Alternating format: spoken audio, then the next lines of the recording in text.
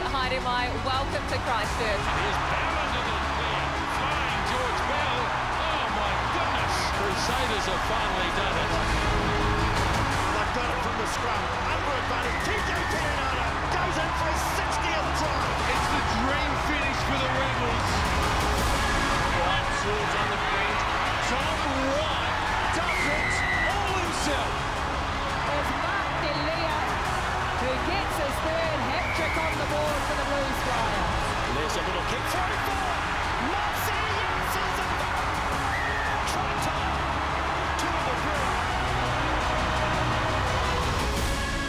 Tēnā koutou katoa. Good evening, welcome into the breakdown and a very happy Easter to you all. We do hope you're enjoying your long weekend break. Plenty of rugby to talk about this weekend. We've got an update on Cam Roigard and Stephen Pedofeta, and unfortunately the news doesn't look great for either of those two players. The Crusaders claw one back and Ardie Savea reignites the All Blacks eligibility debate. We'll talk about that right throughout the program. Jeff Wilson, Sir John Kerwin, Mills Muliaina. Has the Easter Bunny delivered at your house this weekend? The Easter Bunny came way too early for me, I'll tell you that. I had to go out and collect some Easter eggs, and I've had far too much. Far too much chocolate because you've got young children. I have. My boys are out there so early, man.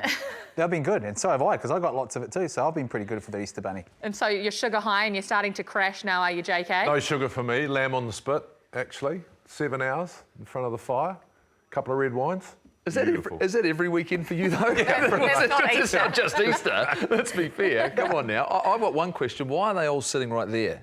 Well, I was going to be the Easter Bunny Oh, were today, you? Is so that- there you go. If you're not all chocolated out.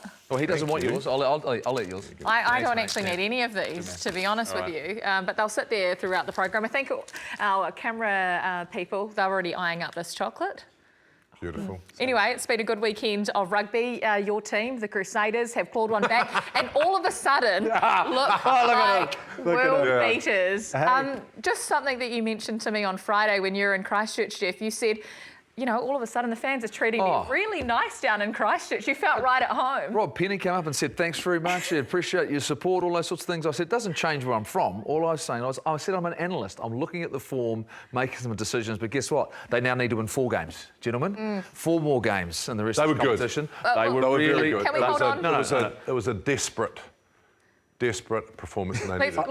Let's hold those thoughts for a moment because we've got a little treat for you, a little Easter weekend treat. I knew I was being treat. set up. I knew the Crusaders are going to win the title again. Again. I'm looking at the depth that you have in key positions and the fact that when it comes to those games in May and June, when the pressure comes on and knowing how to win, I still think they're going to be part of the picture later on in the season. But what's crucial for them now, these early losses means that it gets really difficult to control your destiny in terms of home field advantage. And they love. Hey, Jeff Wilson, man, thank you. Thanks for believing in us and for your support. You know, the South, we stay tight. Even though you're a Landers fan, you know, we stay tight in the South. So thanks, brother. Keep it up, eh?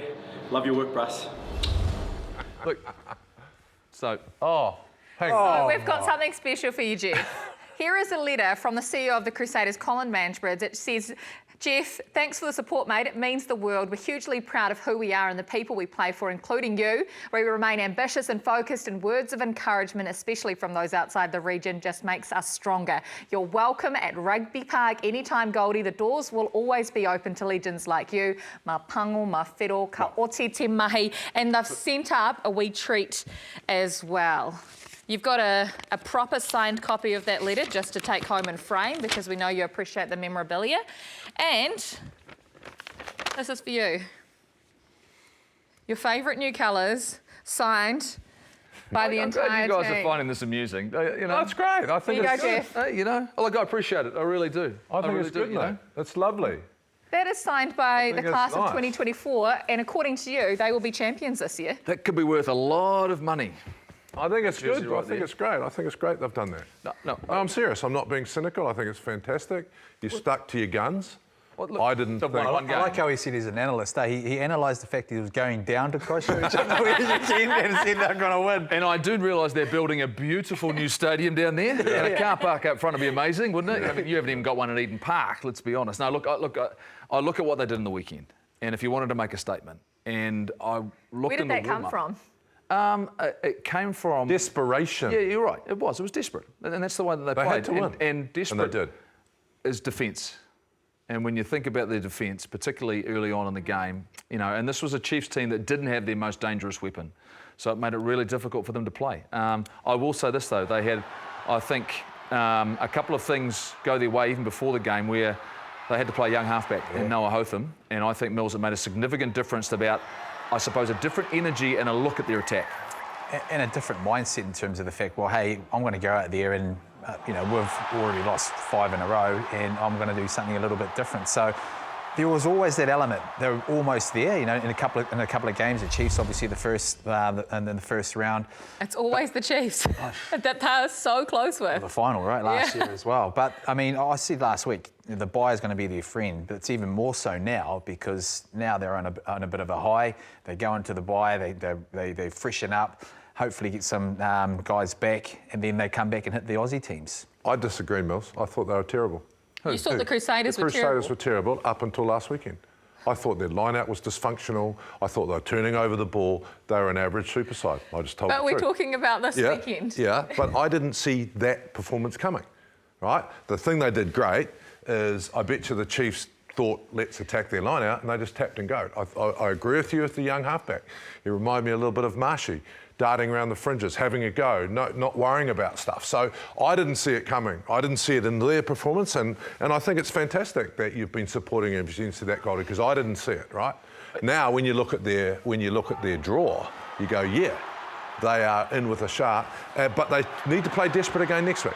They still need to sort their line out. They still need to do a few things to get themselves through. They're in an unusual situation. They probably want a game next week now. Yeah. When you finally played well and you might have discovered who you are, but they're going to welcome back some bodies. Three players come back straight after the bye. So they've got Ethan Blackadder, Fergus Burke and Christian Leo Willie, who are all back. But what about these young players like Noah Hotham, Jamie Hanna, having George Bell playing like he's some athlete as a hooker, and then the older ones coming back like Johnny McNichol and the experience they've brought to this team. They look like a different side, Jeff. Yeah, sometimes. One game, I know. Once again, though, let's not get carried away, but they took the first step about understanding what it takes to win a game, and a big game.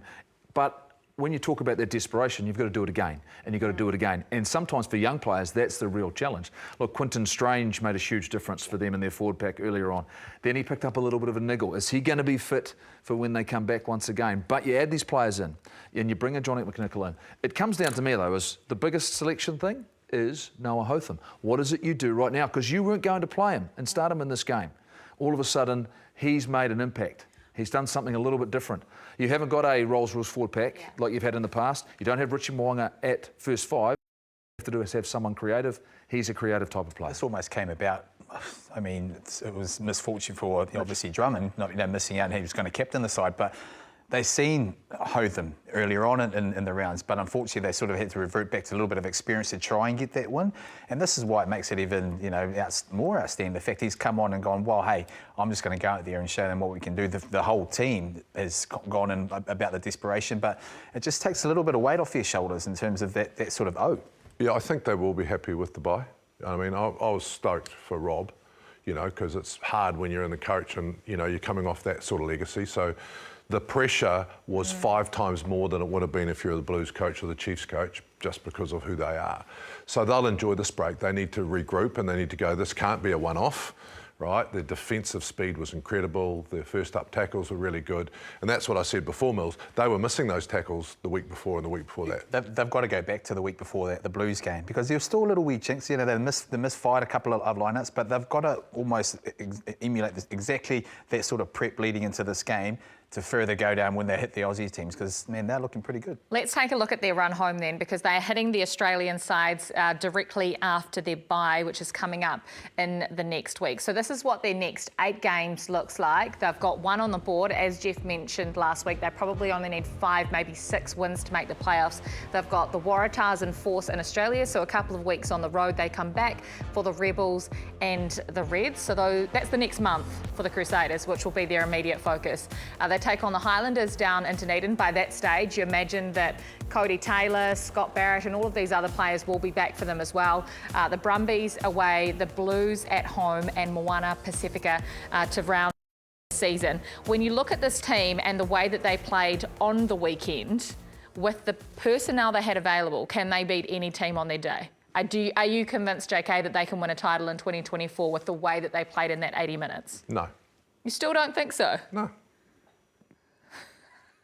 You are a harsh critic.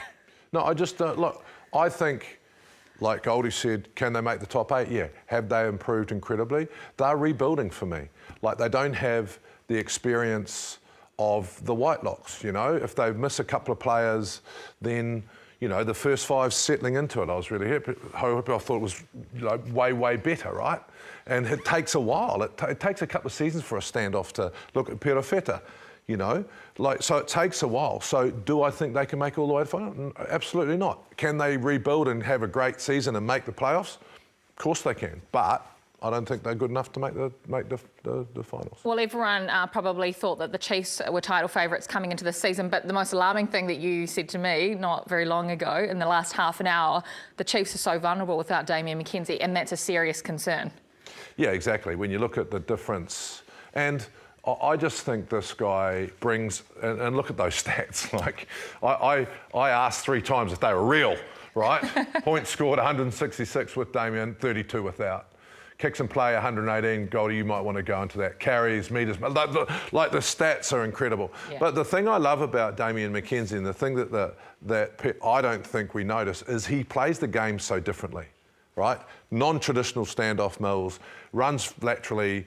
Like, I keep referring to him like playing like a rugby league standoff. But he's brought something X factor too. But when you play with someone like that, your attack gets used to it. And when you take him out, I think it's very difficult to play a tradition game. And I think over the years, the Chiefs have come comfortable with playing a Damian McKenzie type game. He runs backwards, they all understands that. You don't play a traditional sort of 10. Now they've sort of seen a traditional 10 come on or finish the game off when he's kind of off, and they've had to try and adjust back to that. So the style that Damian McKenzie plays when he's on is a Chiefs style, and I think that what they haven't sort of quite got right is adjusting to when someone like a Ioane comes on or a Truss comes on. But yeah, I think that'd be something they'll talk a lot about, you know, when they get to the review. There are times in games you need creative players to spark something. You talk about try assists, to take the ball to the line. I don't think we should ignore the piece of the puzzle that's not there as well, and Brad Weber. Yeah. And how experienced he is, and the things that he used to do really, really well. He was a great cover defender. His pass was fantastic. Kicking was accurate. He was always there, but he was always that player in support. He was a sniper with the ball in hand, very, very quick. All of a sudden, once again, Xavier Rowe, I think, more of a passing halfback. Pass. But if you don't have someone who can create off-phase play, particularly in the middle of the park, and if you're not seeing the space to attack too, and that's what the Chiefs didn't do. Counter-attacked really well, brought the ball back really well, but when they got in the middle of the field, it was, how do we now breach? How do we now turn this into points? And that's where they let themselves down on the weekend. But they're going to have to understand that you can't rely on one guy. You have to have a formula. The Crusaders were no different when Richie Mo'unga wasn't there for them, right? Exactly the same. That's the way. That's what great players do. That's what the best players in the competition bring. Damian McKenzie, by the way, was on an All Blacks rest, but he was also out with a knee injury, so not actually available. We're not sure how bad that is. The Chiefs are hoping that he'll be back this week, but I guess the worrying thing now for the Blues is that Stephen Perofeta, we understand, has picked up a shoulder injury and he is going for scans, but it seems serious at this stage, which you start thinking, well, who is the second best 10 in New Zealand right now? Who's the third best 10? Because this is the conversation the All Blacks are going to be having if some of these guys are out injured. Well, we know we need 4. We knew that. Who are they? We knew that. Well, we don't know right now if we're getting injuries. I mean, and Super Rugby is the same. You talk about the depth, and this is probably the trouble with your Highlanders as well. Like, how does your bench look? And if you go deep into this competition, the reason I think that the Crusaders, although they're getting some players back, are in a rebuilding phase because they've always had massive depth. Be able to lose a couple of guys and they've had other people come in. But who's going to take Perofeta's place? The Blues are now feeling a little bit dinged up and it'll really test the depth of your squad. And to get through to the end of Super Rugby, you've got to have that depth. Depth is key, but I mean, Cameron, you know. Brett Cameron. With what he's doing with the Hurricanes, he's solid. You know, he's running the game, and of course, you know, yeah, we know they're on a big high at the moment. But I like the way he's playing because he is playing some solid football. So he starts coming back into the All Blacks conversation. He's played there before. Well, the interesting thing you said was in New Zealand. Yes. We've got a player who's not in New Zealand who's got coming two. back in terms of Beauden Barrett, whereas Brett Cameron is doing a job really nicely here. But let's understand, Super Rugby is not the international arena. It is not test matches. It's not playing England in July, right? So at some point, yes, we'll want to see some players because we need growth, we need players to step up and maybe get an opportunity. If he continues to do what he's doing in terms of Brett Cameron and what he's doing for our Hurricanes team, which is playing outstanding rugby, but I think we've got to look at it at, yes, Damien McKenzie, we hope he's fit and available. Yes. Beauden Barrett is coming back. The question we have to have, though, is are we comfortable going forward into this season as Beauden Barrett, as our first five, not knowing the status of Will Jordan and when he might be back? Are you comfortable with that? Are you kidding me? Well, I'm just saying, do you think that's... Because Beauden Barrett finished the season You've got to be some kidding outstanding me. rugby. You're trying to rile me up, ain't you? Why am I riling him up? Because Beauden Barrett is, I believe, our saving grace. Like, because if Perifeta's fit, right, fantastic. We've got Damien McKenzie, and then you've got Beauden Barrett. Thank goodness. I was going to say thank God, but I can't on Easter because Mum would come and haunt me. But, like, how good is it that we're actually using that to have Beauden back? Like, it's fantastic. Off the bench or starting. If he came back and Perifeta's injured and Damien's not at 100, bring it on. Who else would you play? These guys are coming through, but man, it's like coming back to experience. I just think it's such a good idea. So Brett Cameron, who you've mentioned has been a standout with the Hurricanes, has been beside probably the player of the competition in Cam Roigard. He got injured over the weekend. If you missed it, he was on gas, which means he was in serious pain, and it sounds like he has done his patella tendon, which could be a very long-term injury, and we're all hoping that it's not. Because the form that this guy's in, you want to see him playing in Super Rugby, but we're about to see his injury. And Jeff, you were there, you saw it straight away. Yeah, recognised. We We don't need to watch this too many times. This is devastating for him. Yeah. He was playing in such good form. The impact he had last year, you know, there's no doubt clearly he was going to be in the conversation. We've got to wait and see. Let's not jump to the conclusion. Look, I think he was the form 9 in Super Rugby. Let's not jump to any conclusions. Let's let things play out. But if we think worst case scenario, the Hurricanes have lost a really big part of their game plan, of their attack, of their threats. Look, they're still very, very good, and you've got TJ Perenara, but you're missing a lot now that Cam Roigard is probably unlikely out for a long time. What's our French halfback's name? Antoine Dupont. Antoine Dupont changed how halfbacks play, and I think Cam is that. Right, he has that balance between running the extra. You know, I always talk about a passing halfback and a sort of running halfback. He's got the combination, and he's so strong around the ruck that I thought he was putting his hand up as I'm the number one halfback. Yeah, just the way he's been playing. I mean, he was the form halfback, and man, this is a massive blow, massive for the Hurricanes. Am I worried about our stocks? Not necessarily. I think we've still got plenty around. If we're talking about the bigger picture, if he's out for the rest of the year, I think there's still enough there. Christie's still available. Fakatava's around. Are you happy though for the Hurricanes in terms of for them with TJ Perenara and is it Richard Judd? Is he the backup? How much does this affect them?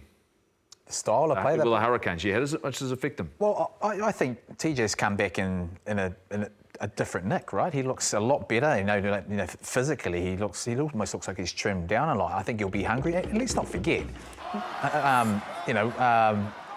he got his opportunity because TJ fell injured as well. So this is all part of the sort of rugby. So Roigard wouldn't have got as many games, perhaps if TJ Perenara didn't get injured. I think he's brought a bit of a hunger. Experience is key. I mean, you're one shy short of that 61 tries. I mean... Oh, does he come back into All Black contention in a season like this? What do you think, JK? Totally. Absolutely. Roigard's out, then, I mean, TJ's come back.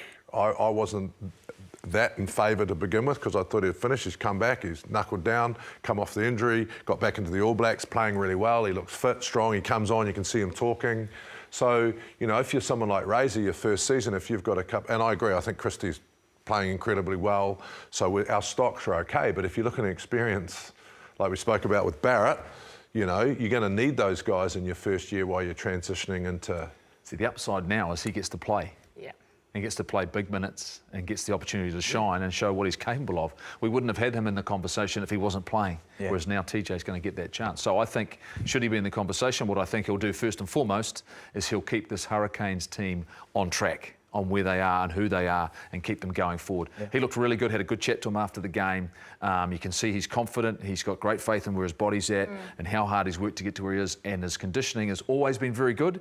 But he almost looks as though he's got a little bit of that pop back in terms of his speed. So. Yeah, exactly. But I almost think sometimes, you know, when you're coming back and you're concentrating on yourself and you've been a leader for years and years, sometimes when you just, you know, worry about yourself and take that responsibility away from it, it almost freshens you up. And I sense, you know, because there's so much, you know, momentum into their team, there's success, you know, he's almost been a benefactor of that to come in now and go, hey, I'm going to be a little bit selfish about the way I'm going to play, and I'm going to get a lot of minutes now. So you're talking about an experienced player like TJ Perenara being back in the mix. Where does this leave Finlay Christie, who of course had that serious knee injury last year? And what about the youngsters? What about Cortez Latimer and Noah Hotham? Yeah, I thought Fakatava was quiet for 2 weeks. He was better this weekend, and you and I had a discussion about that, Goldie. For me, he needs to get back to consistent week in, week out. When he's good, he's very good. Sometimes he goes a bit quiet for me, but he's certainly in the discussion. The hard part, Mills, is he's playing for a team.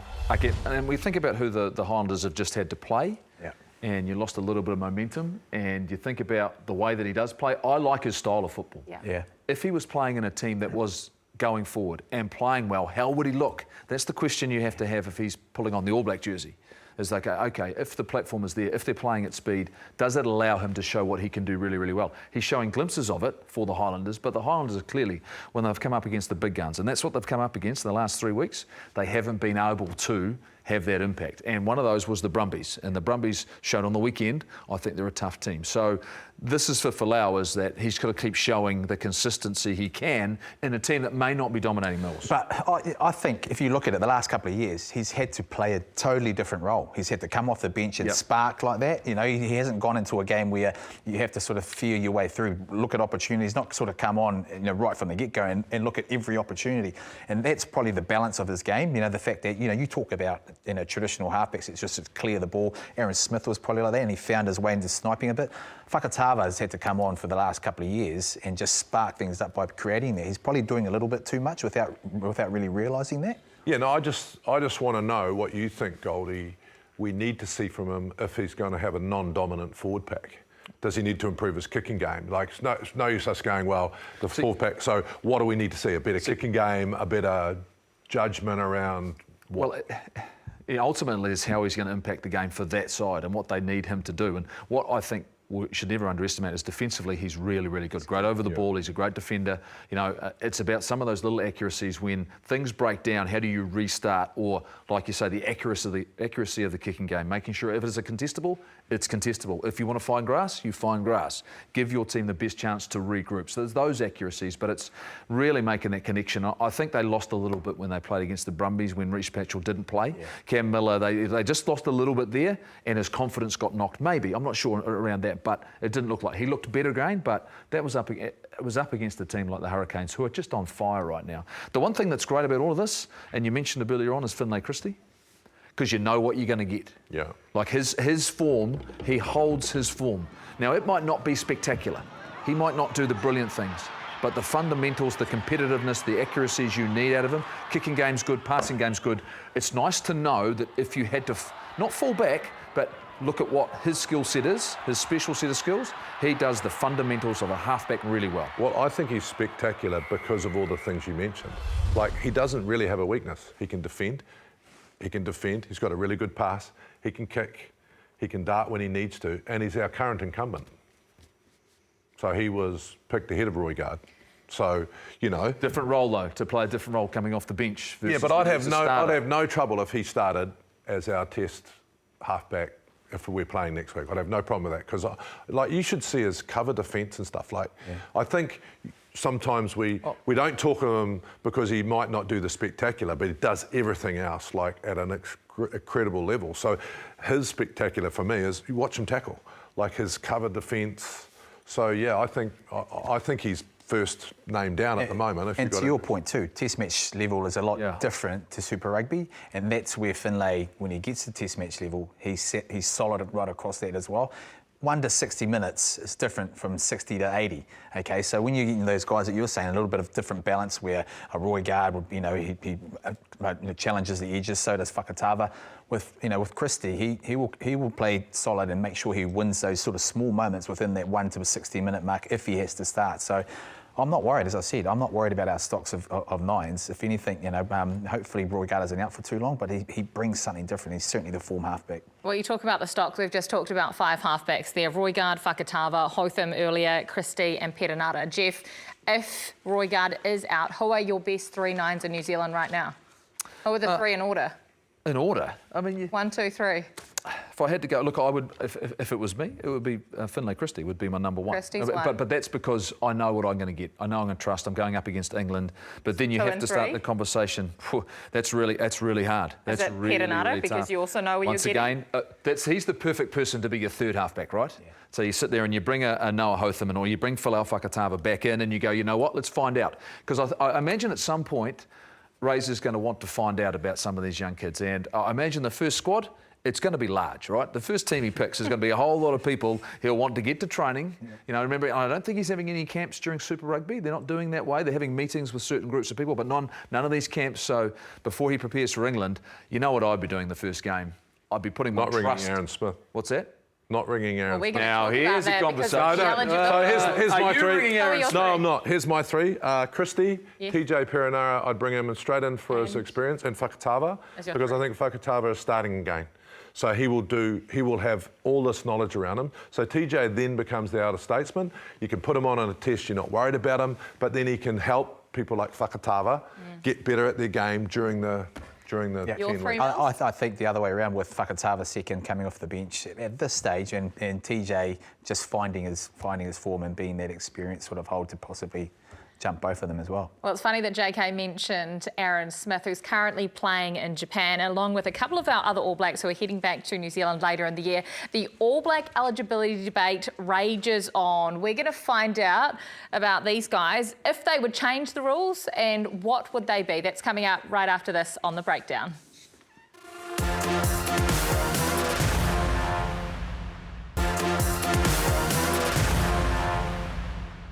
Welcome back to The Breakdown. I tell you what, those Easter eggs just got a lashing in the break, and they are absolutely delicious.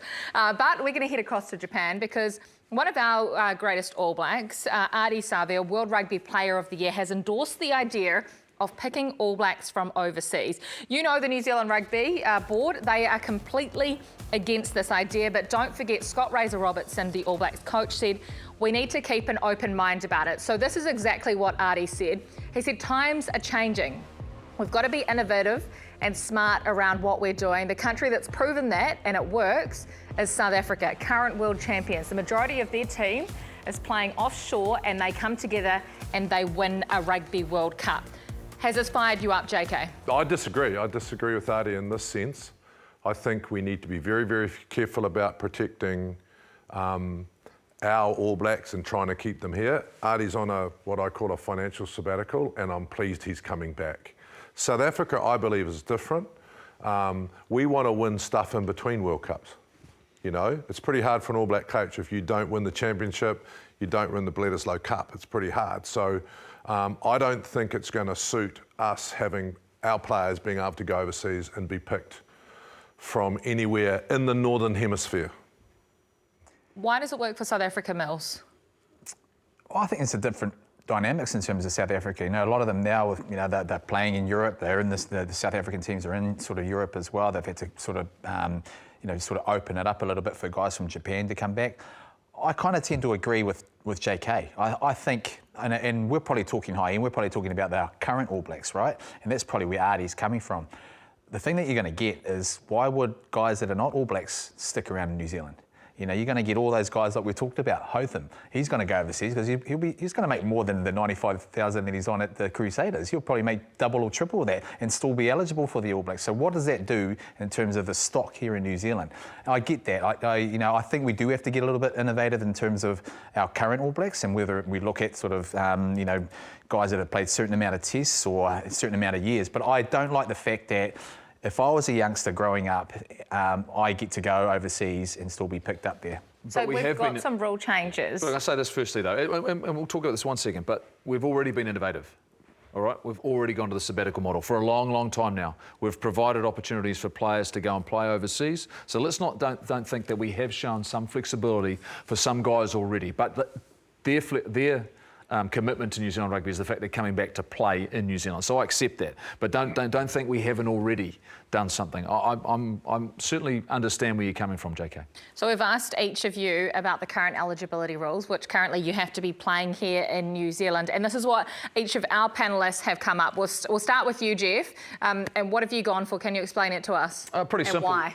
Pretty simple is the fact that I understand that players will look for opportunities overseas, but also there are times and unique circumstances that you might, through injury, unavailability, or whatever it might be, you need to go somewhere that's not here in New Zealand. But I just put a maximum on it. Just 2 players, just 2. How often do we not have someone in New Zealand that we can go to? Very, very rarely. But they have to have, to me, probably made a commitment of 5 years already. 5 years will probably get you somewhere around 60 test matches. But I'll say this, there's no guarantees when you go. So I'm not signing you at the same time. I'm not committing to anyone. Yeah. It's on a need-by-need basis. Finding someone that you may need in a certain situation if you have multiple injuries and you can call on someone. But it's just, to me, you've got a minimum and you've got a maximum in terms of players. I like What's that. your rule, I like that. My ruling is Super Rugby players, regardless of whether you're playing for the other franchises here in New Zealand or if you're playing for an Australian franchise in New Zealand, you're eligible to be available for the All Blacks and be selected to play for the All Blacks. If you're in there, if another country decides to come in,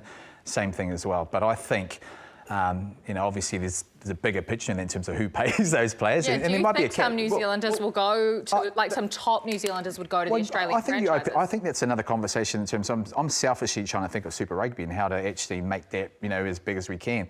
The difficulty about that is who's actually going to pay those players when they do go, because we're governed by a centralised system where guys are paid X amount. I mean, from a financial point of view, when you look over the ditch, it's probably not going to be the same. And so there's a bit more to that. But in the ideal world, I would love to see us pick players, say there's a cap of 5 players that can play for the Force or even the Te Rua or even Moana, but they are still eligible to be picked for the All Blacks. JK, what do you think about the rules? What's yours?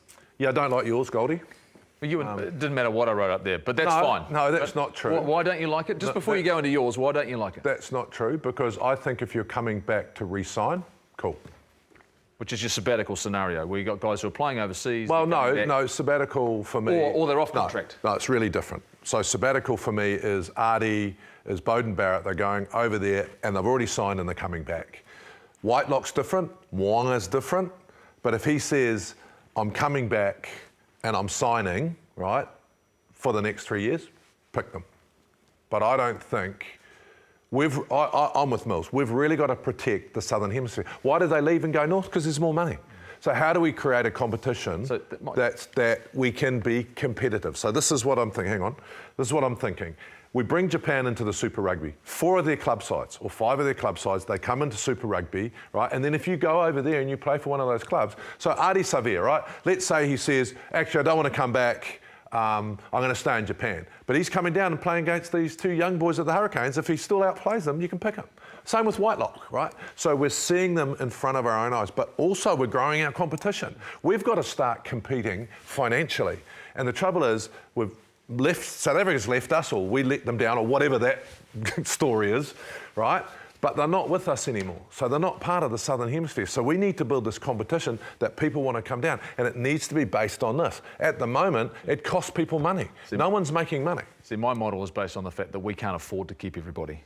So that's the difference. I agree with you. If they're playing in a Super Rugby competition for any team, I have no issues. The trouble is, in Australia can't afford it right now to move any of our players. Japan possibly could, right? Yeah, Japan. That's the difference. You've changed the competition, and I understand that, and I agree entirely. I'm looking at, in a situation right now where you sit to yourself, okay, why are we considering Sam Whitelock? because we feel as though we need something. We need something, and if they've passed a threshold, but I've thrown out these 60 tests, which So right now, with our injuries, you'd be saying Whitelock because we need experience, and Aaron Smith because 3 of our halfbacks if have we gone down. felt as though we needed it. But that's one of those situations where you're not paying them and not committing to them now. Maybe you should put it up to by 100 need. tests. I want people who want to play for the All Blacks, 100%, right? It's not, Yeah, okay, I get that, but you've got to sacrifice to play for the All Blacks. Like, that has been the beauty of this. So if you think about some of these players, they could have sacrificed $5 or $6 million across 6 or 7 years of their career to play for the All Blacks. Once you're done, if you go overseas, does that mean you should be allowed, oh, okay, I'm allowed to come back? Or what's your sacrifice? You're getting millions over there just because you played 100 tests? Like, if you come back, or if you play in a competition where you're still competing and you're 35 and you've played 100 odd tests, good luck. But we've still got to get back to the All Blacks need to be the best in their position. Full stop. How can you judge that from overseas? The good thing is things are so settled at New Zealand Rugby. We've got a board and everything that are ready to make these decisions right now. They've got this to focus on, right? Have they got time to focus on this? Oh, sorry, we're not going there tonight. Yeah, okay. Mate, he's full of jokes after that jersey he's got, eh? He's full of jokes after this. They know who they are. Hard to take you seriously with your Well, I'll tell you what, jersey sitting there. Like, let's get back to this conversation though. So, We don't have time, JK. Yeah, but why is this even being discussed? The New Zealand Rugby has made a rule. Stop, Artie. Stop anyone talking about this. The rule is no. But they're talking Which about part it of no because- don't we understand? Clearly the players are talking about it. And Scott Robertson is the one that came out and said, have an open mind. He said it on this show at the start of the season, have an open mind. That's why the conversation's ongoing, isn't it? Well, no, you have an open mind when you look at your selection and go, shit, I need a lock. That's when you become open-minded. If you've got 20 of them, you're not open-minded. Well, there's a lot of loose forwards in New Zealand, but how good would it be having the World Rugby Player of the Year, Ardie Savea, back? He is a Pasifika legend. And on Friday night, there was a first ever Pasifika Hall of Fame that happened here in New Zealand. 7 people from rugby backgrounds were inducted, but there were also some really special awards handed out. Mills, you were there. What did it mean for you to be there as part of this for the first time? It was magic, wasn't it? I mean, obviously I got to MC and just catch up with a lot of legends of the game that you sort of were thinking far out, and to be in the presence of them in the room. First ever Rugby Hall of Fame inductees, and there were 7 of them that were inducted.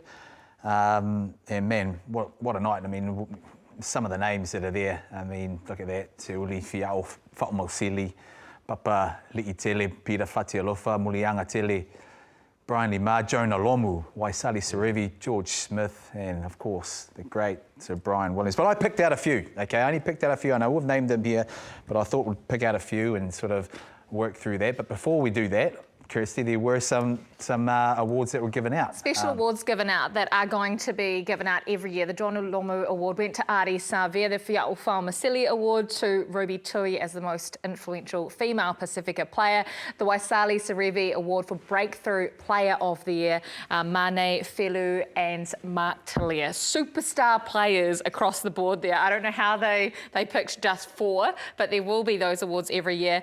Mills, talk us through your moments. Well, my moments, I picked out a few, and the first one really is Papali'i Tele, Peter Fatialofa, and we all know how special he was. You know, that 91 World Cup, I think it was their first one ever. And gee, he was a character, a piano mover. You know, these days they do weights in the gym. He used to throw. Whoa, what happened there, JK? JK. I never tackled, it wasn't part of my brief.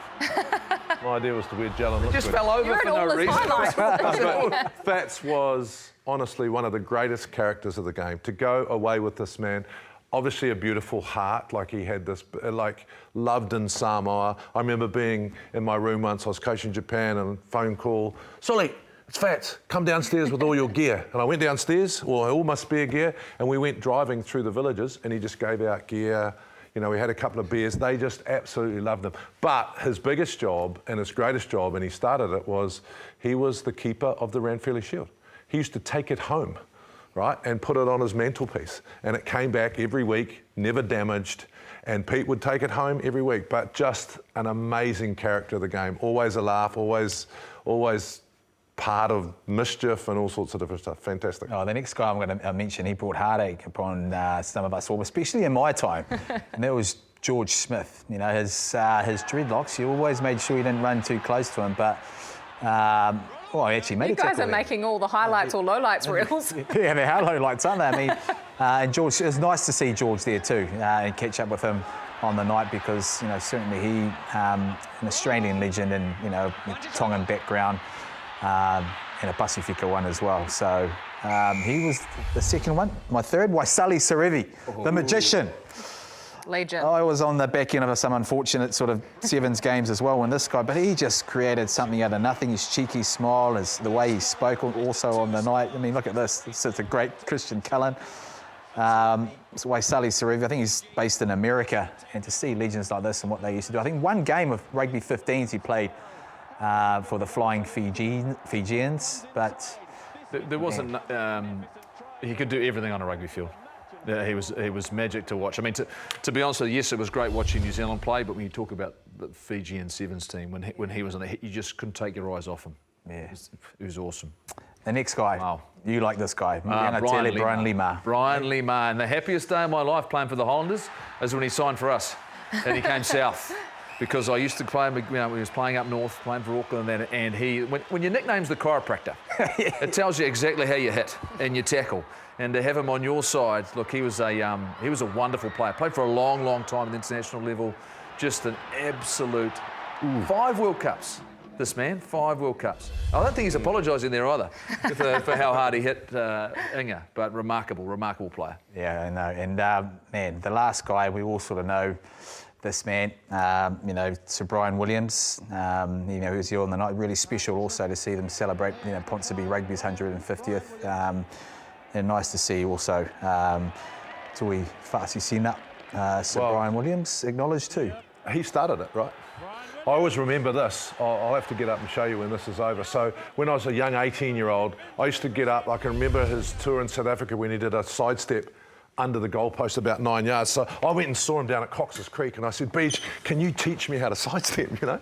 And he was so generous with his time. We went down to Cox's Creek and he ran, and when he went to do a sidestep, he would miss a step. So he ran and he'd go and he'd jump and go, boom, right? You right? Yeah, I couldn't do it. Are you okay? I just want to make sure you're right. Yeah. No, I'm not. I couldn't do it. So I walked away thinking, I'm never going to make it. Like, how can you do that? You think about the pressure on his legs, so he would actually miss. The size of his legs. Yeah, that's a good point. It's a good point, he right? couldn't stay in his shorts. It was massive. But he really was the beginning of Pasifika, and also our relationship with South Africa, you know. Gave a lot of people hope in those early tours, and, you know, went on to coach. He was my coach for the Auckland team, and really was, you know, the leader of what is now, and you know, just the finish mills. Yeah, really special. You must have been incredible, proud, man. I was. I mean, as a Polynesian and, you know, someone that was born in Samoa, I mean, even to hear that over, you know, half of the teams over in the Rugby World Cup last year had someone of Pasifika sort of background. I mean, even that's special. But to understand, this is just a start. Next year there'll be more inductees. Look forward to your info. Can I get back to the conversation about like eligibility? Because it comes back to Pasifika. How good has the Drua been for Pasifika rugby in a competition in the Southern Hemisphere?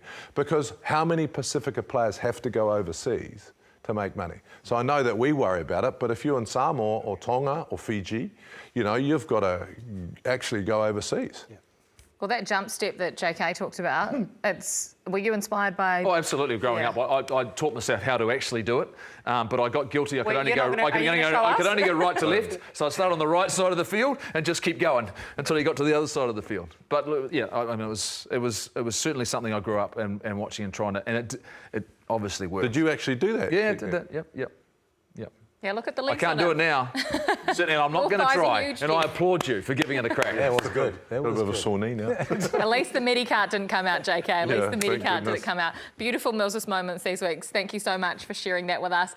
Your trivia question this week, it's around club rugby, of course, off the back of Ponsonby sharing their 150th reunion. What is the oldest rugby club in New Zealand? Do you know what it is? There's a bit of a debate raging on between two clubs, but we'll tell you the answer right after this.